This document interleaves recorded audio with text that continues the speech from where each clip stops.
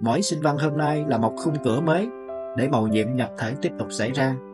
Nề thế giới đang chối bỏ mầu nhiệm, chạy theo tiện nghi và khước từ hy sinh. Xin cho con đừng chỉ đọc sinh văn như một câu kinh. Lạy mẹ Maria, mẹ không hiểu hết mầu nhiệm nhưng mẹ vẫn mở lòng.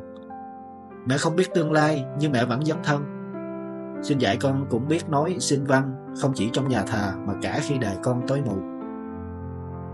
Xin dạy con hiểu rằng mầu nhiệm không để hiểu mà để sống, ơn gọi không để giữ mà để trao, đức tin không để trang trí mà để cháy lên. Xin cho mỗi ngày con sống là một lời sinh văn nói dài tiếng Fiat của mẹ, để mầu nhiệm Giêsu tiếp tục được sinh ra trong thế giới đang cầm Chúa nhưng lại khước từ chính Ngài. Amen.